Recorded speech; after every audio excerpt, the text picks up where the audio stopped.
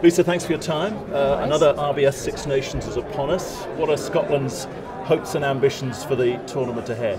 I think the hopes and ambitions are of us to just keep progressing as we have been. You know, it's just working on our performances. These are the things that we can control, and that's what we focus on. We're focusing on our quality ball from scrums, lineouts, and getting that consistency together. We saw glimpses of it last year and during the autumn as well, that we actually are a very good side, and we're a side to be contended with. And it's just making that consistency again, making that 80-minute performance. How close do you feel as a group that you are getting close to that breakthrough where you do start to put it all together and start to make some real inroads in terms of your results? I think we're very close. You know, we've got a very good young squad. We've got a couple of new girls coming as well who have helped bolster the squad and helped add that depth that we so drastically needed, to be honest. And I think it's definitely going to come.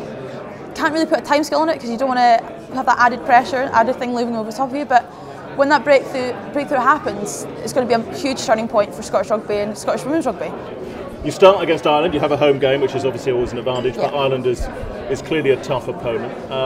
And that is a chance for you to put down a marker in terms of your performance and what you achieved in that game. Yes, a huge marker. Obviously, we finished against them last season, Six Nations, and we've got a few wrongs to right there for sure. We've spoken about it as a squad, and we said that performance wasn't what Scottish women's rugby was about, and it wasn't what that jersey deserved. And so the opportunity to start against them is fantastic, and to do so at Broadwood as well in our home ground is great. You know, we love having the fan base behind us, and it makes that huge difference, especially when times get tough. If you've got the fans behind you, that's going to help. But like you say, Ireland are a very good team. They're one of the top teams in the world right now, and it's going to be a definite challenge, but something that we're definitely looking forward to.